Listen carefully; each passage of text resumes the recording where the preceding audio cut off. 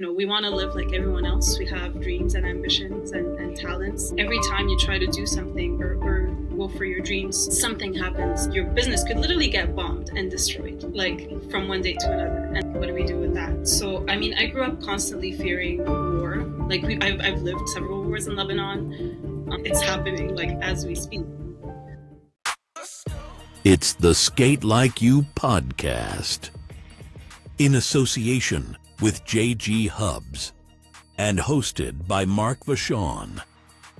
We're talking life in and out of the rink with a new skater every week. What's going on, everybody? Hey, it's Mark, Sk8LikeYou podcast, Sk8LikeYou.com. And I am here with the one known as Skate with Marley, or Marley on Instagram, mostly, right? Instagram's like the big one for you. Correct. How are you doing today? I'm fantastic. It's pretty cold out, so I'm happy to be inside. Winter's been long here in Canada, but spring's coming soon, so can't wait for that. Yeah. So, and tell everybody where, so for those that might not be familiar with you, where are you in Canada? So I'm in the French part of Canada. I'm in Quebec, particularly in Montreal. Okay. So interestingly enough, like a lot of the guests that I have on here, they get thrown my way, they get referred to me, and I had checked out your Instagram and I was like, wow, how have I not seen this yet? You know what I mean? Internet's a big place, I guess, probably is why, but there's a lot to cover with everything that you have been involved with in just even the course of your life, you know what I mean?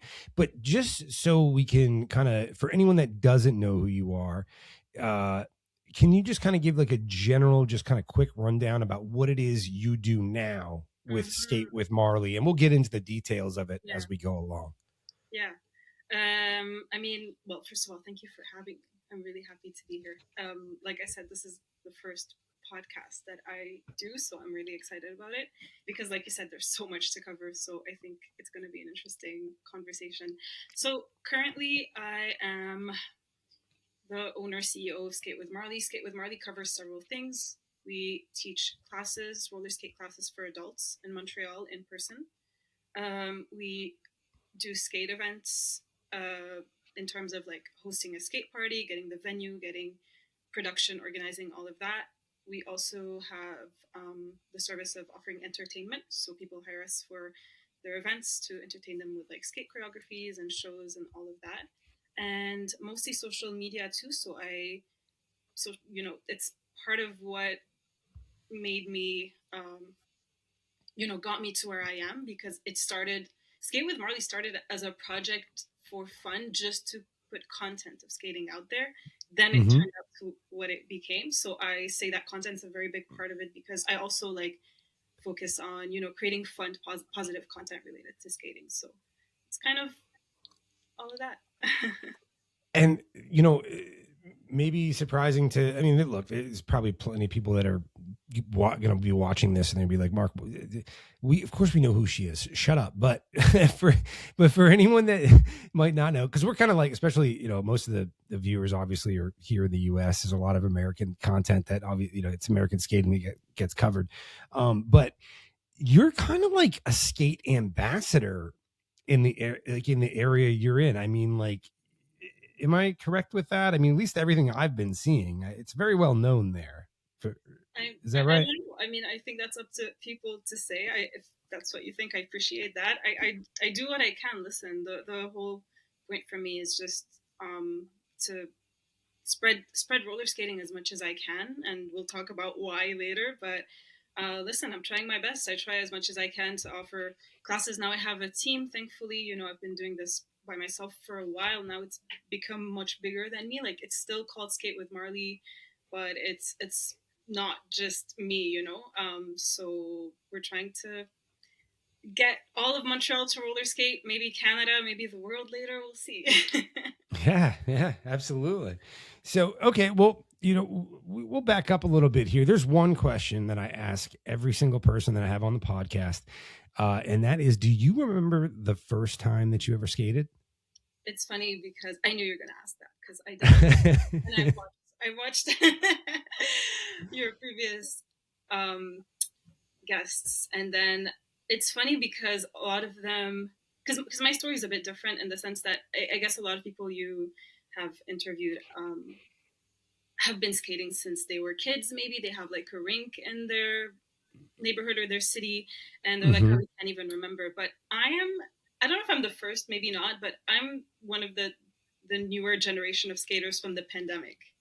And Okay. once I say that, you would know everything is documented. So I actually have a video of the first time I roller skated. Nice. And it's crazy because I posted every year on my skate anniversary, which is, I think it was the 30th of January. It's end of January, 2021.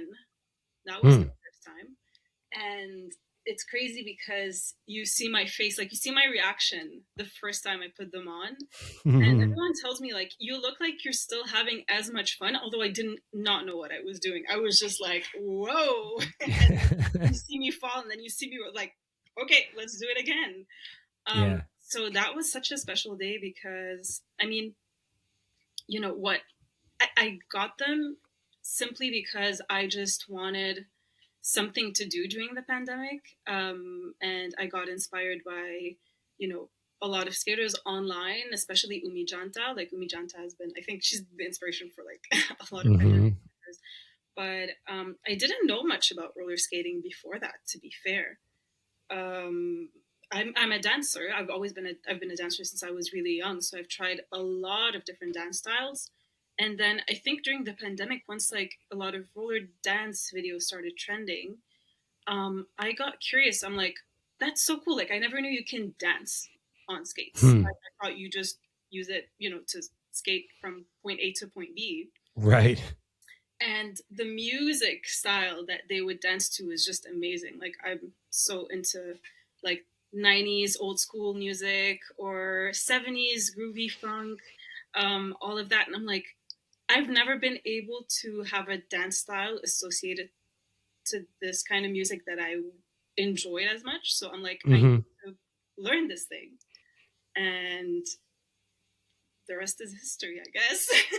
Yeah. I mean, well, but prior to that, like obviously the pandemic time when you decided to, and you actually you recorded your first time skating. That's the point of which you start and skate consistently. But there was never a time as a kid or anything like that, even like just a birthday party, because the other zero. And because here's the other interesting thing for everybody. You're actually from Lebanon, isn't that? You came to Canada when? I guess we'll probably get into all this stuff. Yeah, but I mean, let's get into it because I think it's important because I think so. If I tell you now, if I reintroduce myself briefly to your audience, if I tell them I'm Marley, I'm Lebanese, but I live in Canada. I'm a pharmacist, but I'm a dancer. And I speak French and English. Actually, Arabic is my first language, so both of these languages are not my first. And I'm a baker. I had a baking business in Lebanon at one point. This is like a bad joke. You know what I mean? It's like, you know what I mean? Like, that makes zero sense. And for a lot of people, you know, even for me, sometimes I'm like, I feel like I've lived 100 lives, which is kind of insane. But it's all related in a way. So I think I'll tell you a little bit about my story. And I mean, we'll start from my first time skating. So I started skating January 2021, right? During that time, so I had just been in Canada for a year, less than a year. I moved from Lebanon to Canada in March 2020. What was March 2020? That was the beginning of the pandemic. So I literally landed here, and maybe 48 hours later, they closed down the airport. My story was, it was kind of insane. So we'll talk about that in a second, but why did I move here? And that's like a whole other story. But so I immigrated here by myself. I applied for immigration from Lebanon. So I'm a PharmD. Technically, I could also be like Dr. Marley. but Okay. we're not going to go into that. But I'm a pharmacist. I could, I worked as a pharmacist in Lebanon. I could have probably prescribed some antibiotics too if you wanted back in Lebanon. So I studied for 5 years and I did that, and I applied because I wanted, honestly, just like a more stable future for myself. So I'm born and raised Lebanese. I grew up there my entire life. And one thing you have to know about Lebanon is that it's a beautiful country. The weather is amazing. The people are so kind. The food is delicious. We have a big culture and heritage, but it is just in a very interesting place on the map that makes it the center of most conflicts in the Middle East. Yeah. Whenever you hear on the news, Middle East conflict, bombing, war, whatever, we're Yeah. always involved.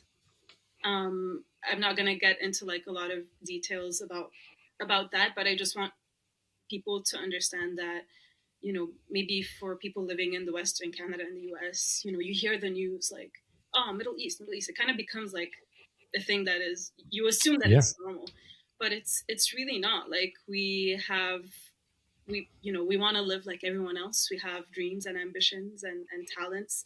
The problem is that every time you try to do something or go for your dreams or build a business, something happens, and then your business could literally get bombed and destroyed, like from one day to Yeah. another, and then good luck. What do we do with that? So I mean, I grew up constantly fearing war. Like I've lived several wars in Lebanon. Um, Funny enough, there's right now it's happening like as we I'm, speak. yeah. Just I literally thought of you the other day when the news came on, and I was like, I'm going to be talking to Marley. Like it's less than fortuitous or fortuitous timing. You know what I mean? But and yeah, it didn't escape me at all. You know what I mean? And I was like, not that it would automatically come up, but it just was like, man, I knew just from the limited amount that you got to when we kind of talked for a little bit, you know what I mean, just to kind of plan this thing out, not that you got into any detail, but I could just tell by what you were saying is like she's got a strong story about how she ended up here, why she ended up here, you know what I mean, and it just kind of stuck with me. But yeah, anyway, continue, yeah, please. I'm sorry. yeah, no worries. I appreciate that. I mean, so I'm just trying to think of how to frame this because I don't want to go too far from the conversation because I could talk about this for hours, but I think just for everyone to understand a little bit, um, sadly in Lebanon we're kind of raised. We grew up knowing that we're going to leave at one point. Because you're going to ask maybe why Canada? Why did you leave? Like what happened? Because my family's there, right? My parents are there. I'm very close to my family. This was not an easy decision for me. Like I grew up with my siblings. So I have two older siblings, and sadly, that's kind of the thing in Lebanon. Parents raise us, and each one ends up in a country. Like my brother lives in Paris in France. He immigrated a long time ago. My sister's still in Lebanon, because at the end of the day, you make choices. For her, it was a priority to stay closer to my parents and, raise her kids there. For me, it was just that growing up in a country that offers you like what's amazing about it offers you so much. Like I am incredibly thankful that I learned English and French since I was a kid. I don't take that for granted because if I didn't have that, I wouldn't have been able to have this conversation with you right now. Yeah. And like you feel like, you grow up having all of these dreams again and all of these things, but because there's so much uncertainty, like, I've lived through a war in 2006. Like I'm even until now, I have PTSD from airplanes. Like if I hear an airplane, I freak out for the first 5 seconds and I remind myself, it's okay, I'm in Canada. It's okay, I'm in Canada. It's okay, I'm in Canada. Yeah. It's pretty crazy how much we kind of, if you want to stay there, you have to accept that you're going to live on survival mode the whole time. You build your life, get married, have kids, whatever it is you want to do. You never know if that's something that's going to last. You never know if some of your family member are just going to pass away from this. So it's just, I've seen my parents go through that, and they decided to stay. And I think what made me want to go, like, leave, is because I've seen them, and I've seen how much ambition they used to have, and how their dreams got shattered because of the reality of Lebanon, because of the war, because of how they couldn't do what they wanted to do. Like, my dad's dream was to become like an engineer, like an airplane engineer. But to do that, he had to like travel abroad and study, and come back. But then war happened, and he ended up he was an engineer, but in the Lebanese army, so he couldn't leave. Same thing. My mom had her dreams, all of that, and after all of these years, like, I see them and I look at them with like so much, like, I'm not gonna say like sadness in their eyes, but I see like a life that passed by that could have been something, but didn't happen because their priority was to stay in their country near their family. And that was for me too. I mean, I wish I could have stayed there, but at the same time, I'm like, you know what? I need to leave this country. I need to see what what my potential is. I want to explore what my potential is, because I mean, I did all the right things in Lebanon. I was a good kid. I studied really well. I was one of the top students in my class. I had really good grades. Like, I was supposed to be a, my parents also, in Lebanon and the Middle East, like, you typically need to be a doctor, an engineer, a lawyer, and all of that. So that's kind of why I ended up being a pharmacist. I mean, I loved physics and chemistry and bio. So I enjoyed studying that, but at the same time, like, you do all of these things, and work opportunities are really limited too. So all of this to say, there's a big immigration of Lebanese to Canada, like, historically speaking, because we do speak French and English, right? Like, in Lebanon, we learn these languages, and those are the main two languages. Because I'm in the French part of Canada, so French and English are both the languages we speak. So it's easier for us to like integrate and then work and live. And I did come to Canada a lot growing up, so I do have my uncles. Okay. Because my uncles left Lebanon, same thing, for the same reasons, back when we had the Civil War in the 1990s. So they moved here, and so did my grandparents. And my grandma's here. She's 95. She's still here in Montreal. And all of this to say, I knew of Canada growing up, so I would visit every other summer with my mom. And, I really enjoyed the city vibes. In the summer, it's so much fun. There's so many festivals. It's so multicultural too. Like, I come from, again, Lebanon is a small country where mostly it's Lebanese people, so I wasn't really exposed to other cultures. Yeah. So it kind of like stuck in my mind. So when I graduated in Lebanon from pharmacy, I worked a little bit, and I just had this feeling that I need to leave. Like, I can't explain it, because funny enough, I applied for immigration before, sorry for my language, shit hit the fan in Lebanon. Yeah. And the moment I left was just like when things started to go really bad. And when I say really bad, is that like in 2019, we had a huge financial, how do you say, like a financial crisis where our money was devaluated by over 100 times. From a day to another. It's just like a big case of corruption, but also incompetence and a lot of different things. But I'm just sum it up in two words, because this is important, because people think that, you say money comes and goes in life. I don't think you've experienced that, because I don't wish that upon anyone, but we literally lived through that, because from one day to the other, we woke up and the banks withheld all of our money, my money, your money, everyone else's. You wake up, you're like, I don't know, you worked your entire life, you have this X amount on your bank account. It's still there, theoretically, but you cannot retrieve it because of a lot of corruption, and it's like a big other topic. So that happened as I had applied to Canada. Thank goodness at the time, like, I was young. I just started working. I didn't have that much money in the bank anyway, so it didn't like affect me that much. But a lot of people, it was pretty serious. Imagine, like, all your life's work. Like, same thing for my parents. So that was a huge problem. Then people started to protest, go in the streets. I was down in the streets protesting for a long time before I even got here. So it's just like you get tired by the end of, I kind of compare it to being in love with someone, but they're really bad for you. Mm. Um, it's like, you're in love with this person, and when people see them, they're like, oh, they're so great, they're beautiful, they're amazing, whatever. But then they're treating you like shit. They don't know your worth. They just put you down every time you try to go up, and that's how I felt, because it was just really affecting me. Like, I wasn't this person. When you see my old pictures, I was living like another life. I was really trying to be happy and enjoy myself, but I couldn't, for a lot of those reasons. So I think I got fed up and I decided to just go for it. Just go.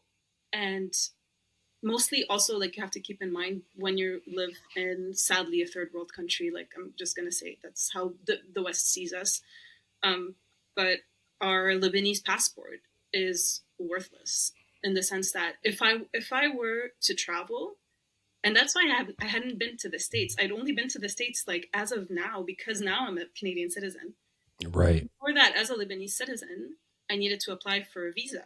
To apply for a visa, you need maybe 2 years. As a tourist, if I wanted to go for a weekend, to wait. Plus, your bank account. Where do you work? Who's your mom? What are you going to do there? What are you going to... And being questioned for, So all of this to say, it's just like so complicated to live your life and actually grab opportunities to go to everywhere in the world with a Lebanese passport.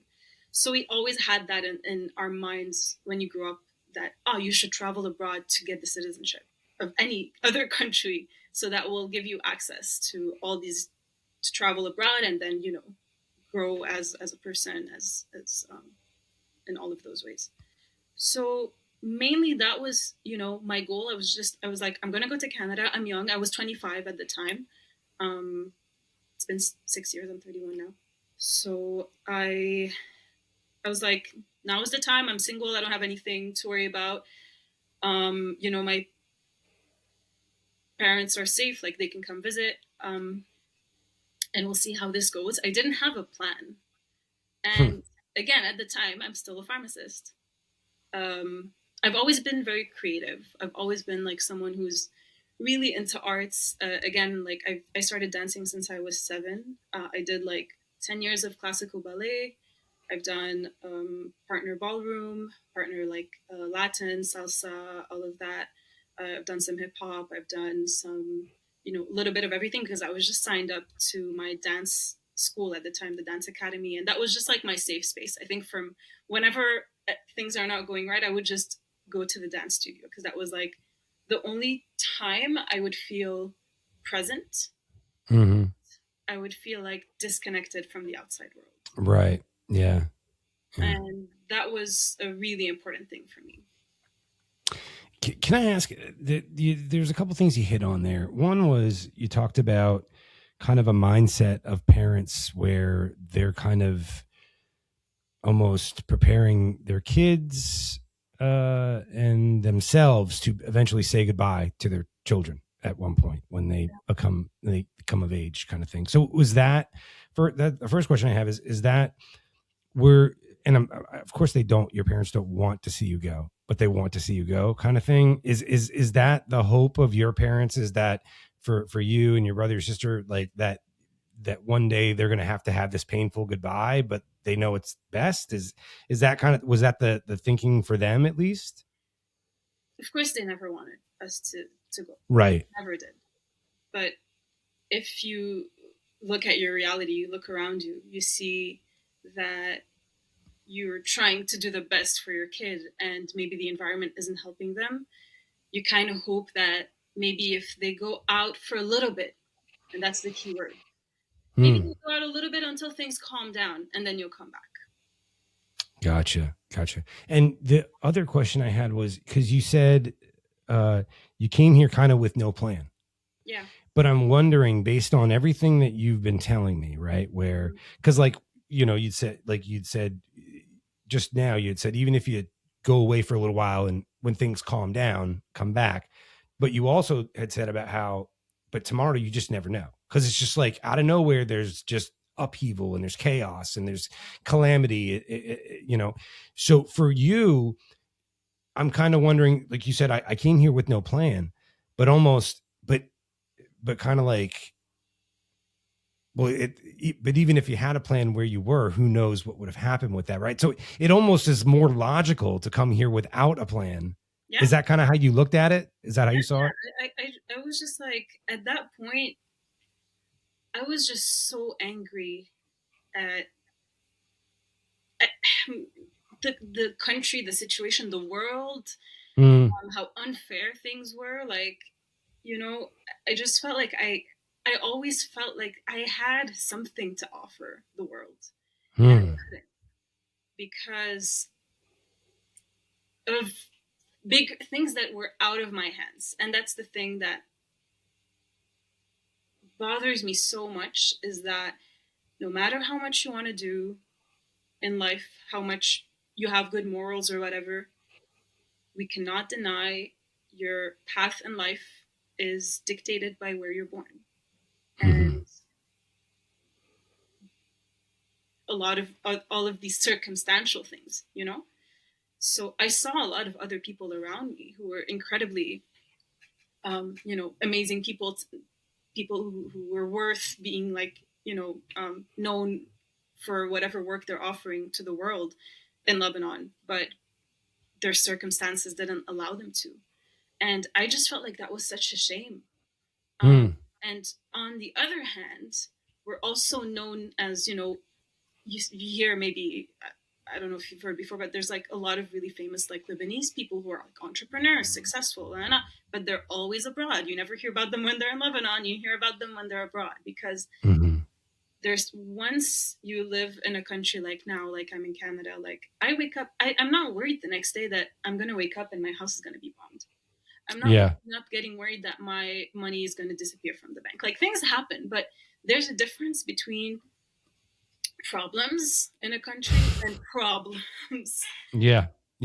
I'll be the first to admit we have luxury problems over here. You know what I mean? It's, like, what do you mean I can't trade in my iPhone yet? You know what I mean? Kind of shit. You know what I'm saying? Like, and I don't deny it for a split second. You know what I mean?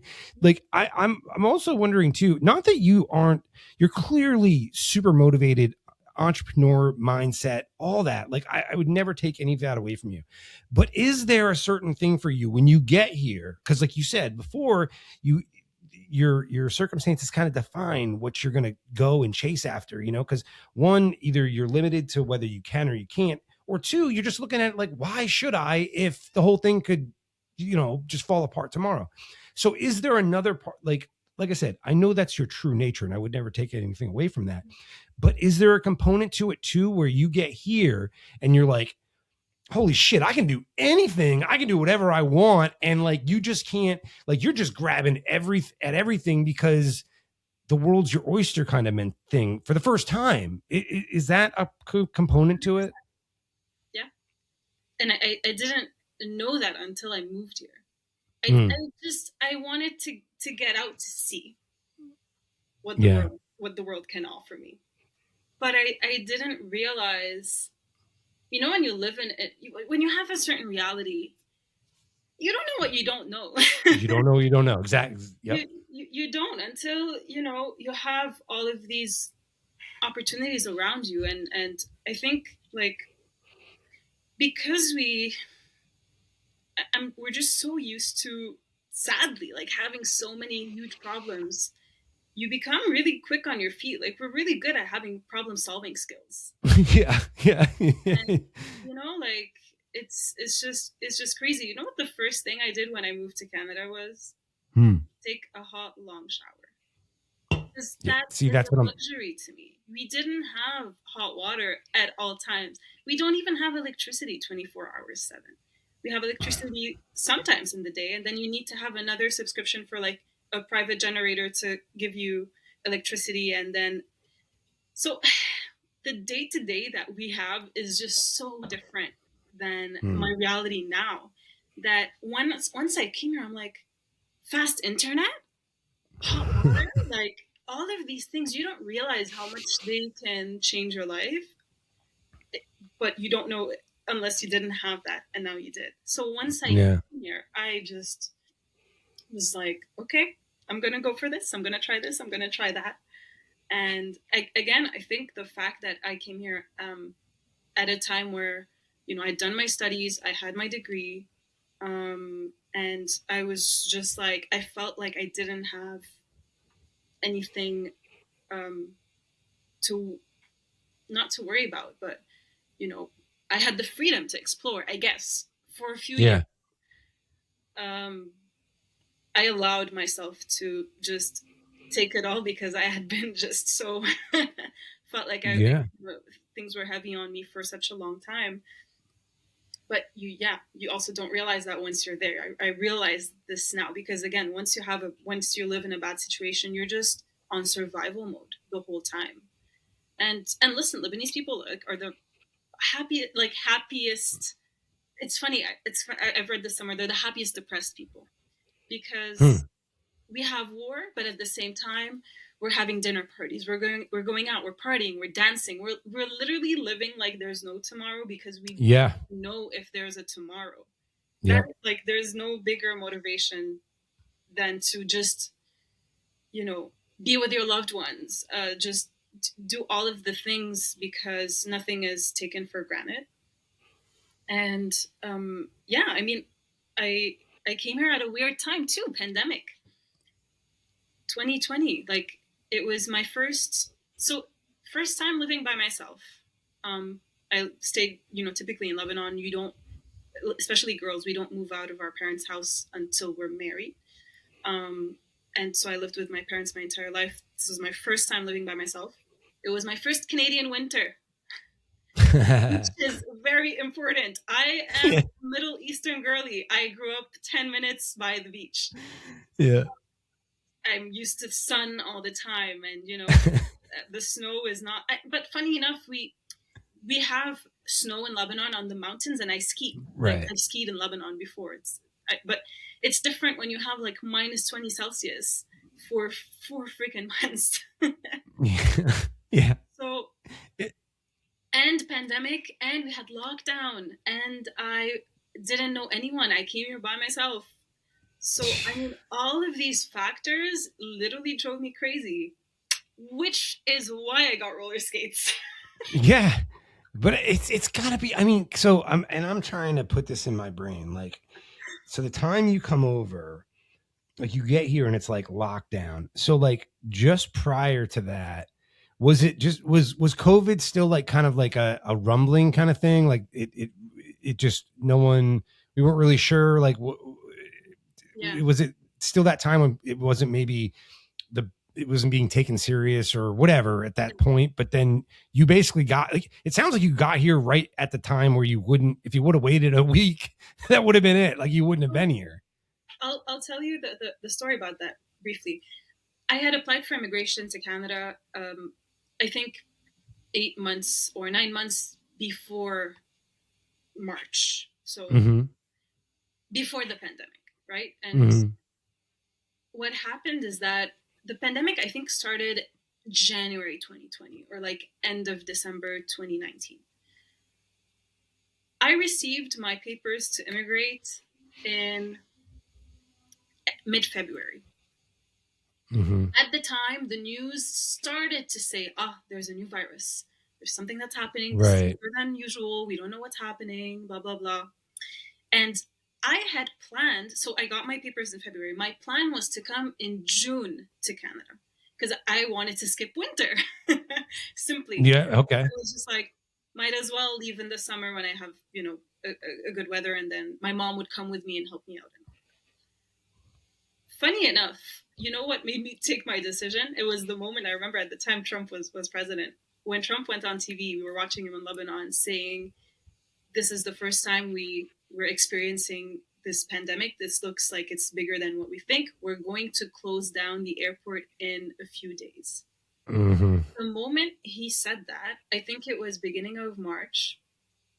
Canada didn't say anything yet, hadn't said anything. I went to sleep that night and I didn't sleep for the entire night. I had a gut feeling saying, get the fuck out now. Yeah. Leave as soon as possible, because at the same time, Lebanon was a sinking ship. We had riots, we had our financial crisis that was starting. Mm-hmm.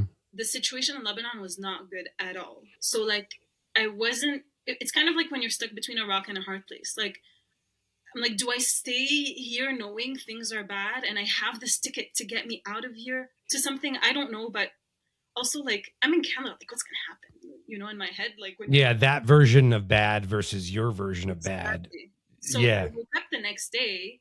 I remember, and that was funny because that was the first time I went up to my parents. You know, we usually have coffee together in the morning, and I told them, "Hey, I think I need to go to Canada as soon as possible. I'm gonna change my ticket to leave in the next few days. What do you think?" And that was the first time in my life they looked at me and they said, "Listen, kid, it's your decision. We can't tell you what to do because it's your life. We don't know what, you know, if you feel like this is what you want to do, then go for it." That was the first decision that I felt like, shit, I'm an adult now. I need to start doing things by Right. myself. I can't take my parents' approval anymore. And I packed my bags within 5 days. I didn't have a farewell party. I didn't have anything. I even called my manager because I worked in a pharmaceutical company at the time. And I called him. I'm like, hey, I'm actually not coming to work because I'm going to Canada. I'm packing my bags. He's like, what? So I packed up. I didn't think twice. I didn't have time to think. And that's also kind of become the motto of my life. Like, if you linger too much about every decision, you won't do anything. Just go for it. So I packed my stuff and I went, and long story also, just to add to the uncertainty, I moved to Toronto before Montreal for immigration purposes. And I didn't know anyone in Toronto. My goal was to move to land in Toronto, stay for a little bit, and then afterwards I would go into Montreal where my uncle was and where I could crash at theirs. They have an extra room. I could stay at theirs until I figure my stuff out. I moved to Toronto. I didn't know anyone. There was one school friend that I had we weren't even that close, but I just hit him up. I'm like, hey, I'm immigrating by myself. It's the pandemic. It's a weird time. Can I just like crash on your couch for until I figure out my stuff? And he was so nice. He was just like, yeah, no worries. And I ended up crashing at his for a couple of weeks because guess what? They even closed down the borders between provinces in Canada at the time. Yeah. So I couldn't even drive from Ontario, Toronto to Quebec, Montreal. So I got stuck for 6 months in Toronto. And that's another story. But it was a crazy time. Okay. So, well, let's fast forward a little bit from Toronto to Montreal though. So you're in Montreal and it's pandemic. It's a peak season pandemic, I guess, if you want to call it that. Like, so are you even able to work? Are you able to do like, it's almost like you come to this country, you go to this now you've been there before, but you go to this new place and it's like, it's even hard to kind of integrate yourself into culture and because nothing's happening, right? Like, it's just, you're going to like, okay, I'm here, but I'm going to wait 6 months to a year to really find out what it's like to be here kind of thing. Yeah. You kind of came into a false reality almost, you know? It felt weird. Everything was on pause. Like, yeah. So I did work remotely to answer your question. Okay. For a few years, actually. So being a pharmacist in Lebanon, I can't work as a pharmacist in Canada. I have to do my equivalency of my degree. So I have to pass a lot of exams to do it. And at the time, I decided not to do it because, first of all, I still wasn't sure, one, that I wanted to stay in Canada. I was like, I'll come here and I'll see, maybe I'll leave afterwards. I wasn't sure I was going to stay. So I'm like, I'm not going to stay because it's at least 2 to 3 years of studying again, on top of 5 years that I had already done. I wasn't sure I wanted to invest in that. Plus, it's really costly and all of that. So I couldn't work as a pharmacist. I ended up working in a pharmaceutical company because when you're not directly prescribing to patients, you can work within Mm-hmm. that. So back to that, I did work in a pharma company here remotely like this. So that this was my job. I met my coworkers, my managers online, but I shut down my laptop at 5 p.m. and I was by myself. I didn't know anyone Hmm. other than my cousins. You know, thank goodness I had them. But at the same time, people have their lives here. Like it's not that I saw them every day. So it was really, really hard to meet people. And I was looking for dance studios around because again, dancing was my thing. And I couldn't even go to dance class because there was none. It was closed. Mm. Yeah. Yeah, like nothing's happening. It's yeah, it's so weird. So okay, when you decide, whether it's, I'm sure some of it's sheer boredom, you're trying to figure out something to do. You know what I mean? But what is it that, because you never skated it, like you said before, a lot of the people I talk to, just like myself, are people that skated at one point earlier in their life and got back into it, right? So that was kind of my reasoning around that time Yeah. to kind of get back into this thing. But you had you said zero times in your life. So what was it about that? Did you see something online, or Yeah. was it just this random idea? Like, I'm just going to get some skates. Like, what Yeah. inspired you just to get the skates? It's funny because I think it's a lot of different things. Like, first of all, I think skating fit in my personality and my character. Um, Mm-hmm. First of all, like it was just an easy choice for me to do. I think the fact again that I've been a dancer and I love learning new things. Like I would always say like I am the best student out there because I just love to learn anything Mm-hmm. and everything. If you're passionate about something, could be something I don't know or care about necessarily, but if you're passionate about it, I want to learn about it. And I Mm-hmm. take my time to understand and do the research and break it down. And so again, doing all of those dance styles I saw at the time, like I said, during the pandemic, I was on my phone a lot of the times. And, like Umijanta videos started trending. A lot of all of these like great skaters that, Neon Keon, Kels, the Venice Beach skaters. It just Mm-hmm. looked, I loved, first of all, how flowy they were and just the freedom that Mm-hmm. I saw them feeling through the screen. I also loved obviously like the fashion, the style. It's like coming from a background of ballet for 10 years. We have strict rules on what to wear. You have to wear a tutu. It has to be this color. You cannot have colored nails or whatever. You need to be within the strict code. And I, I think I've always been a rebel. Like it just didn't fit with me. I really enjoyed the discipline that I learned through ballet and I don't regret it. But at the end, I quit because I was like, this is just too much. Like, it's not me. I want to, express myself, dress how I want, look how I want. I don't necessarily, like, I'm not a size zero. Like, in ballet, at one point, I started to get bullied because, I was bigger than this very skinny girls. So it was just like skating felt so inclusive. And I just wanted to be part of it because I'm like, this is just so much fun. And at the time, I think there was also like something that motivated me was the 365-day challenge that was really going on. Yeah. And I'm like, you know what? I don't have anything after my work. I'm by myself. And at the time, thank goodness, I lived in an apartment where I could skate. Now I'm in another one where I can't do that. But I'm just like, you know what?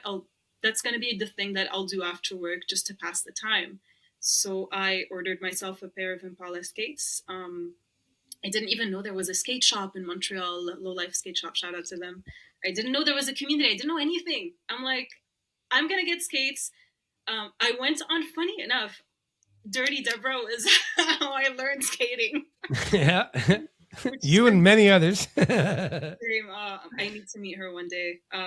But She's yeah, a it trip. was. She's a trip, man. She's Yeah, a funny person. She's a funny cat. Oh man, I love that lady. and she was also one of the reasons I fell in love with skating because she just made it so fun and accessible. And Mm-hmm. again, being like the student that I am, I take things seriously. I'm like, Kate, I'm actually going to practice. I'm going to be disciplined. I showed up. I wore my skates all the time. and I documented it on social media. That was also part of me connecting with other people, since I didn't have access to the world being in Canada by myself. Yeah. It was just my way to also stay connected with my friends in Lebanon back home, just to show them that I'm like doing something fun, even if I looked silly. So I would like post these stories and videos of me skating, with no back intention of any sort, at the time. Yeah. So, okay. So you're posting this stuff. You're just documenting this journey of learning. And so is there you're posting it basically, is it mostly to Instagram? Was that like so is there a point or something where just your visibility or viewership just got like, did you have like a viral moment? Like what? No, just this gradual, whatever kind of thing happened. My thing is really gradual. Like it's very organic, and I prefer it that way, because it was like a step by step thing. I think what happened is that I started looking more in person for, because I started in January, right? We're still in winter. Fast forward to the summer in Montreal, we could go outside and skate, and the weather is really nice here in the summer, and we have some really nice parks. So I wanted to start practicing outside, and I was like, I want to search for friends. Like, first of all, to have friends, because I didn't have any. Yeah. To have someone to practice. Everybody coming out of their holes with their roller skates, like, right? That's it. Yeah. Where's everybody at? Yeah. Pretty much. And it started with like me looking for a little community. I'm like, I'm sure there's, some people who meet up to skate here. I did my little research online. I found out there's Low Life Skate Shop, which is our local skate shop here. It's the only one that sells quads in Montreal. So I reached out to them and I asked them like, hey, do you know if there's anyone I can practice with? Like, how do we? And so they told me there was this little group that would meet up at a park that's called Parc La Fontaine. Every Friday afternoon, they would meet up and then they would skate together. If you want to go join them, there's no like, they're not online anywhere. You just go and then you right. So I went, and that's where, and this is a really key moment. I met Danielle Senecal, who's at MTL Photo on Instagram, and she is like my skate mentor, who actually got me to understand that there is a whole skate culture behind this sport. It's not just like a thing that you do online. Again, I came from my phone was the reason I started skating. I didn't realize that it's a thing. And so who Danielle is, really briefly, Danielle had been skating for 20 years. So she is a flight attendant with Air Canada, and she travels the world with her skates. She discovered roller skating in New York, at the parks, I guess, outside with a group of people from Montreal. That was the first time they saw people dancing on skates to the beat, to the rhythm, and had this whole style and all of that. So she fell in love, and then she started traveling with her skates everywhere. So she knew all the dance skate communities, roller dance communities in the world, like in Europe and the States and all of that. And so she would get her boombox every Friday, and she did that for years. Every Friday around 4 to 5 p.m. to Parc La Fontaine, and she would even have like some skate rentals at home, like random sizes. She would just get, I don't know how many she could carry, and get them there. Whoever would come by at the park, she'd like, you want to try roller skating? Come, we're gonna skate. I'll teach you for free, like just for fun. And I think it's really important to mention her, because she did a really important role. If it wasn't for her, I wouldn't have even known that there was so much more to skating. And she took me in. She saw how excited I was to see this, and she's like, I'm going to teach you everything I know. And so, oh, I'm sorry. Keep going. Yeah, I mean, I think it just naturally grew from there. So I think things grew more in person than online for me. That's when I discovered there's a small community. So then we started meeting up every other Friday, sometimes, other places. I started having some friends, and I started discovering these different styles and different moves. And I think because I had a dance background, I was a little bit more fast to pick up some moves than other people. And I was Mm-hmm. able to understand like rhythm and musicality, and I had like more awareness of my body. So I was getting more results faster. So I was getting more excited to learn more and more. And so it just became like a really big part of what I do outside of, my work that I did online, that I wasn't also like very excited about, which is really important to say. Cause like now I do this full time. Like I was a pharmacist. Now I do this exclusively. But at the time I felt like Hannah Montana at one point. Like I had a 9 to 5 and then I turned into this other person afterwards.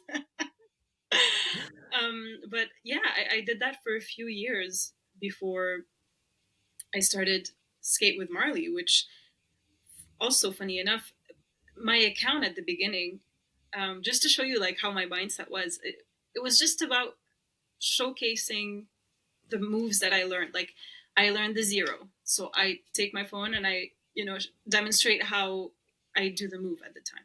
So I opened the account and I called it Marley Skates. Mm-hmm.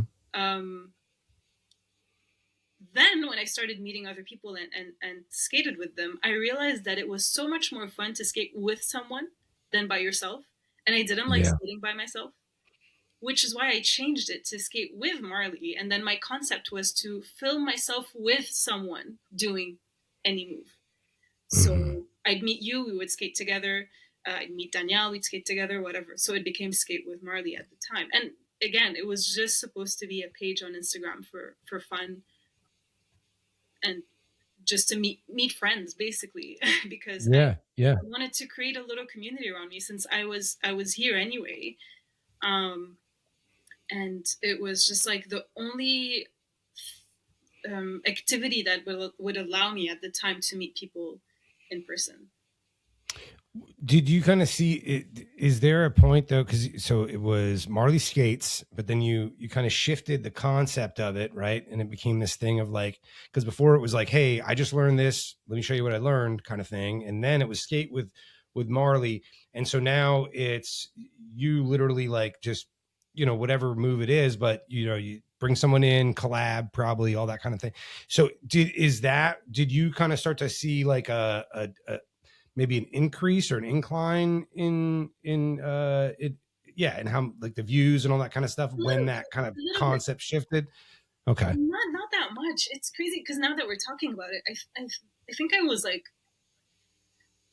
I had like, I don't know, 500 followers at the time when I started the page, and then it would get like to 600, 700, but it never like blew up. I mean, now I'm getting close to 20K, but it's been like three and a half years. And it's really been gradual. Like I think I've had maybe one viral reel, and that viral reel doesn't, I don't know if you know, but like viral reels don't necessarily get you followers. It's really been, I feel like I've gathered my followers one by one with every little venture that I've had so far. But I really think I grew more in the community in person. That's why people in Montreal know me a lot more than in the world, if that makes sense. I think that people have to get their heads around this, that have this idea of what it's going to be like when, to want to kind of, I don't know, create a business or create something in the social media world. It's funny is that I think, and a lot of us do believe like, and you even said earlier, you're glad it wasn't the result of one viral moment. And I think I know what you mean by that. Yeah. Because I found out that doing this kind of, and this all was very organic. It started just as a fun thing, just a, whatever, just a thing. But any real type of growth through it's just like anything else. I got to show up every single day. Like, and it's that, do something every day. But this idea that like, I'm searching for this one thing that's just going to explode. And then and then I can just sit back, and it's like, that's not how this goes at all. It's just like this. Yeah. It's just every day put in a little, and then here's what's funny is that through that process, it was after a little while, even before any real like viewership or growth of followers happened on any platform where I just was like, well, I didn't even do it for that necessarily, 100%. right? But just put in a position where like I have to release an episode every week, Yeah. right? So it literally like it's just there's content every week. I don't have a choice, right? Like if nothing else, I'm previewing an episode maybe twice a week, and then I have an episode that drops. So just this consistent thing, right? And I 100% agree with when you're talking about when you're saying about how you're maybe more known in Canada, because that's where you physically are, boots on the ground presence kind of thing. It's me, I don't gain any type of following or connection with anybody based on some random thing that they see online that blows up. It's the result of like, oh, I go to Texas, I go to Virginia, Yes. I go to Georgia, I go to Florida, I go and and I'm just kind of That's it. hi, like meeting these people, right? And that's how these connections happen. Yeah. But at some point though, for you, and I don't know what the first iteration of it is, at some point you are like, well, like what's the first thing that kind of the first step into this entrepreneur at the entrepreneurial aspect of this, like the business aspect? Yeah. What's the first thing that happens for you or that you decide to do? Yeah, I understand what you're trying to ask, because thing is, I think the first moment I realized that I'm not going to say I realized I could, because I wouldn't have never dreamed of being where I am today. And I still, to be very clear, now I understand that I'm still like in my baby phase of wherever I want to reach. But I still like, sometimes I just look back and like, this is freaking cool that I get to like throw a skate event for a living. But this was never something I had even thought of. Like, I didn't know you could do that. What happened is, like, just like you said, it's small actions and showing up. And I think what's really important, to go back to consistency, is it's going to sound cheesy, but I just really enjoy the journey. It was never about the goal for me. It was never about like getting to do this choreography. Once I do that, I'm done. Like, no. Right. It was because my reality was in Montreal, like, hard. Like, I'm not gonna lie, it was really hard for me to live in a new country by myself, knowing my family is in a 7-hour time difference. I can't talk to them in the day. I didn't know anyone. I can't even speak my language, Arabic, most of the time. Like, it's just so much happening every day. I needed this. I needed skating as an escape. Like, I describe skating, for me, it's escapism.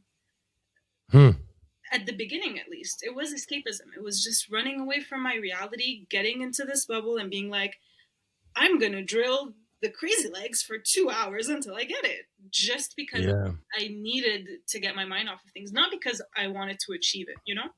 So I think it's important to say that the fact that I kept showing up is the key to anything in life, I think. And so the fact that I kept going to the park, going back to that aspect, there would be a lot of people who would come, you know, it wasn't the same people all the time. And there was one girl at the time who was really sweet. She was an Australian stand-up comedian here in Montreal, and she was a really sweet lady. She saw me, I don't know, I think I was doing the downtown at the time. I had learned it and I was practicing it. And, you know, she came up to me, she's like, okay, can you help me do this? So I explained it to her and I broke it down however it made sense to me. And so she had this like aha moment where it clicked. She's like, oh my God, I've asked like 3 other people and looked at tutorials before, but I never understood it until now. Like, you're such a great teacher. I'm willing to pay you for a private, like, so we can have like a full hour of your attention. If, you know, we'd meet up at the park and, you know, you teach me if you're down. I'm like, someone's willing to like ask me for my time to teach them and get paid for it. Like, wow. I was just really flattered, but I took it very seriously. Like, at the beginning, obviously I was like, I'm just a beginner. Like, who am I to teach you? But and that's another thing.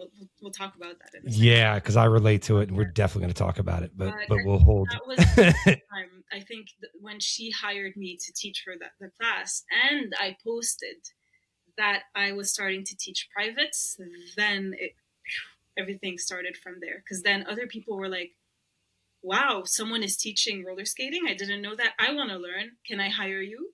So then I got like little gigs for privates at the park. We're still in summer. And that's really important because you have to know that Montreal does not have a rink, which is Right. a very, very key element to my entire story because in Montreal, the last time we had a rink was like, I think 20 years ago. Closed down very, very long time ago. And then the skaters, Danielle and everyone else would meet at the park, would only skate in the summer from April, May till October. That's the cutoff time where then it starts getting cold here. Mhm.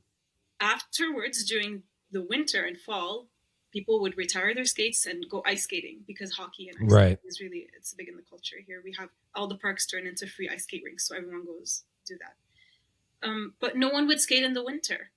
And that is really important because I was the first person to offer indoor skate classes at the time. Mm.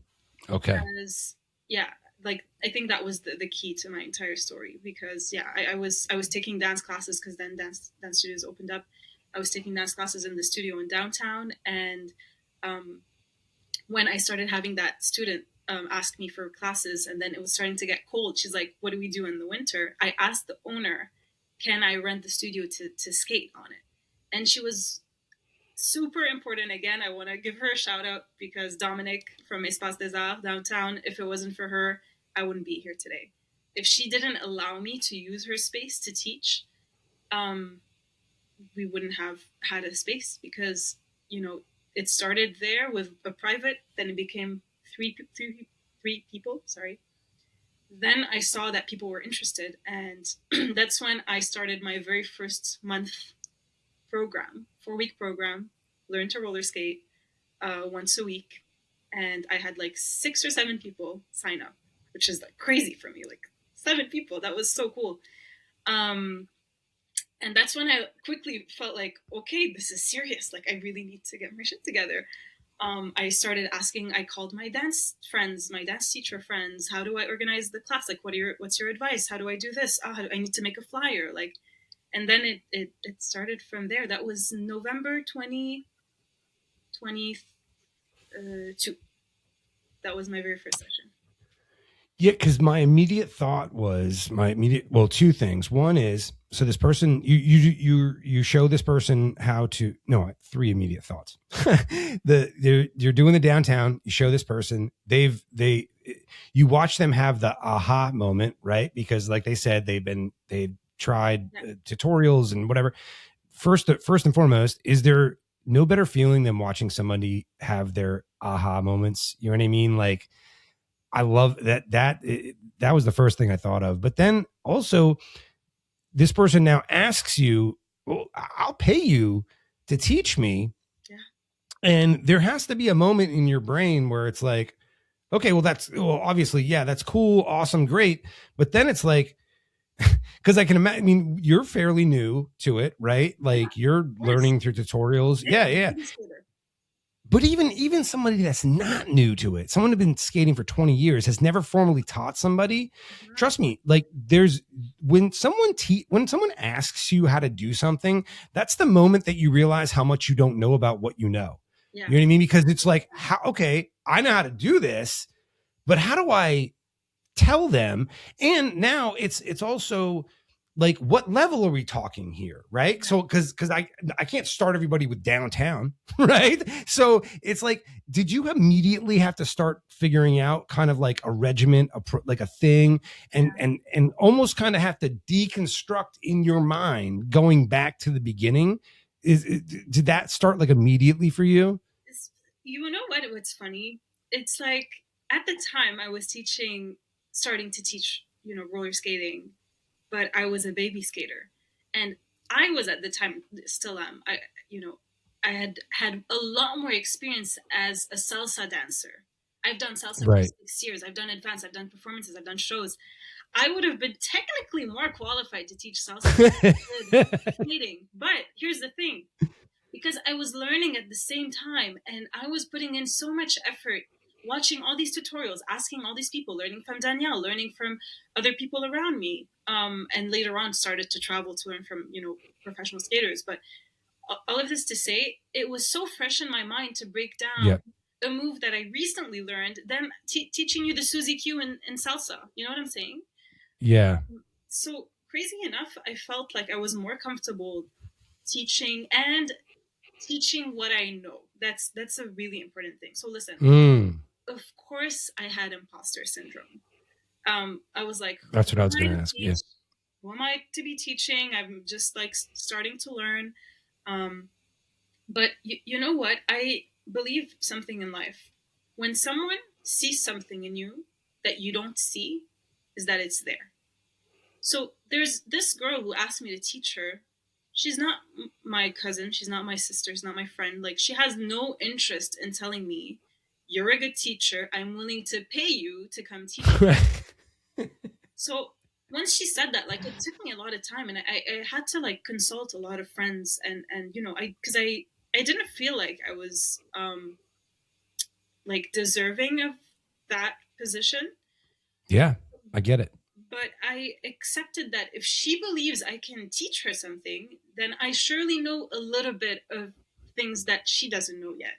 And maybe that could be beneficial to her. So by the end of the day, if she feels like she left this hour learning something new, then we're both happy. I'm not going to tell her I'm going to teach you how to do some crazy advanced tricks that I don't know. So I was just very realistic, and I'll teach what I know. I'll keep working on myself to know more, to evolve my skills, to get the most information I can, but always stay transparent and honest about who I am. Like, I never said I'm a professional skater. I'm here to teach you all the things you don't know. I'm like, listen, I'm new. I'm learning, but I'm also, my dance experience is very valid. Like, you have to understand that. Like, I never realized how much taking so many dance classes growing up and learning from so many teachers, not just from the good things they did, from the bad things they did. I had so many bad teachers, and I would remember, like, I would never want to teach like them. So all of that stayed in my mind, and I tried to become the best teacher I wish I had growing up.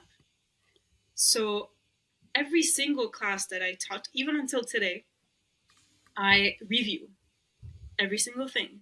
How did I start? How did people react? Did they learn? Were they frustrated? What can I do better? How is my voice? How was I? All of these things. And to try to tweak it 1% better each time. 1% better each time. Man, I knew that, or at least I had a feeling that you were probably going to mention that imposter syndrome feeling. I mean, how couldn't you, right? Like, given the fact that, like you said, you were that new too. I mean, that was a thing that people that know me well or whatever, or kind of in support this thing, really, like, even to this day, still have to beat over my head, because, especially because I skated at a high level for, up until like I was like 19, but then I stopped for like, almost 20 years. And so there was this huge gap. And then, so there were these moments where I would be talking to these skaters. And here's the other thing, it's almost the more I've been doing this, then it puts me in a position where because now I'm talking to skaters that maybe are like professional skaters, right? And they've had these long-term careers, and I'm thinking about all these other skaters out there that know so much more about these people than I do, right? Like, what they did, what they didn't do. And I'm like the least qualified person to be doing this. But, you just said something though, where you're like, well, when someone sees something in you, right? And that's kind of where it happened for me. And I had to be able to look at these things as, well, maybe what I consider the deficits, you know what I mean, to doing something like this for myself, are actually they're not. Like if I spin my perception a little bit, like what's great about not knowing about Tony Zane, like every little thing about Tony Zane or Push or whatever. Well, I get to have a real effing conversation with this person, right? Like it's not me sitting here trying to prove everything I know, Yeah. right? Like I'm learning as I'm going, and that means and I think that's important because I feel like I want to sit here as the person listening, you know what I mean, and kind of like have them just funnel that through me, right? Like whatever, like the experience that they're having, have it be genuine. But it's like, but yeah, like, and I'm thinking about you, and you're not so far removed from being a beginner. You relate. You can still so probably quickly remember what's going on up here too for people, all the insecurity, all that stuff. I'm literally people don't through it at the same time as them. Yeah. And people, here's what I found about doing this. Yeah. Is people don't care how much you know until they know how much you care. 100%. You know what I'm saying? So if like you're, regardless of whatever it is that you're doing, if it translates with passion and honesty, it's attractive to people and they want to be a part of it. And it just sounds like you're just going down to this park and making yourself available. Marley, I'm not even bullshitting you. Since day one of like the first episode, one of the key phrases on here is suit up and show up. There's so much to be said for just showing up, just show up. Yeah. And it just sounds like you did that. You did it with enthusiasm and people are attracted to it. Yeah. And it just seems like it works. I mean, like if you're loving this, it seems like you still love it just as much, if not more than day one. Am I right? Yeah. I mean, now it's shifted because I obviously like, I'm so immersed in the skate world now. Like at the beginning, I was a bit naive, and I think you need to be naive too to start. Like, yes. Like, yes. If like now looking at it, if I knew everything I knew now, which is still not good, I maybe wouldn't have started. No way. It's so important, right? Because like now I have like so many eyes on me too. Like I have the biggest skaters like checking my stories, and I'm like, shh. I can't, like you have to be careful of everything that, to be respectful of the culture and everything you're sharing. But in the sense that at the beginning you have, and this is where like it comes with the mindset, the entrepreneurial mindset. You're probably going to suck at the beginning. I was probably maybe not even as good as a teacher the first class as I am now. And maybe in 10 years, I'm going to look back and be like, I was such a bad teacher 10 years ago. But well, that's why that delusional level of confidence is so good for us. You have to be delusional in life. I swear, you have to, like, okay, obviously, you need a base. Like, I had yeah. My foundation. Like, I didn't come out of nowhere. Yeah, I didn't skate before, but also, I didn't apply to Cirque du Soleil to be a performer. You know what I'm saying? Like, I think also coming from like the pharma world, like being a pharmacist, I work with patients. I worked at the hospital as a clinical pharmacist in the cardiology department. Like my decisions were like life or death. If they take the right medication, they take more of a dose that would get them to kidney failure. You know what I'm saying? So it was just like such a tough decision to gauge. Then like teaching roller skating, the thing that I thought of, like, what if I teach her the wrong move? What's going to happen? I can research and call her the next day, be like, listen, next time I'll actually show you how it actually was. I kind of was mistaken last time. It's just, yeah, it's not organ failure. It's just not that big of a risk. So it kind of allowed me to also like experiment a little bit more, always being respectful of the person's time and telling them this is what I know for now. Like I'm, even in my classes until today, first thing I tell my students, I'm going to teach you today how to do the crossovers. This is the way I learned it. This is the way that makes sense to me. You might learn it from someone else differently. And I encourage you to please go research and learn from other people. Another way might click for you better. As long as you do it, that's what I care about. So what I understood, I think with teaching at the beginning, I wasn't aware of it. I was just like, let's do it, because I was just like, I'm just someone who's always like curious about new ventures. I love Mm-hmm. pursuing something new and get excited about it. But again, when she told me, I want to pay you to teach me, is then when I realized that my entire life people have been asking me to teach them things. Even at university, I would explain things to my friend and in different elements of my life. We're not going to talk about it too much because it's going to take another hour, but I had a big side quest of being a baker back in Lebanon. So I was also someone I'm really curious about like the kitchen baking science, the science behind it. And to tell you that it became also like a business where I would sell beautiful decorated cakes, cupcakes, and all of that. But also, I used to teach cupcake decorating workshops. And that's something really important to mention, because for me, it was what is teaching? Being organized, being passionate, sharing your ideas in a structured way that's logical, and showing up and being how do you say, just like trustworthy, like knowing, like reliable, I guess is the word. Mm-hmm. um and obviously having the skills. So it's not just skills. Like, if you're the best skater in the world, it doesn't make you the best teacher in the world. No. I know a lot of really beautiful skaters that, my friend even, she's really good. Sandy, anyway. Hi, Sandy, for listening. Like, she's amazing. She's a great skater. She could do the craziest moves. Whenever I go to her, Sandy, how do you do the hurricane kick? I don't know. I just do it. Yeah, Oh, what? that's me. That's me. I'm the same way. So all of this to get back to tell you that I realized that I had maybe the skill of teaching and sharing and passing on a message without me realizing. And I think once I was aware of it, I started honing it and started making it better. Yeah. Is the first evolution going from like private lessons to full classes? Yeah, it started from private, from one person. Then it was a semi-private where 3 girls were friends that took a class with me, and I posted the video, and then people thought I was doing group classes, but I wasn't.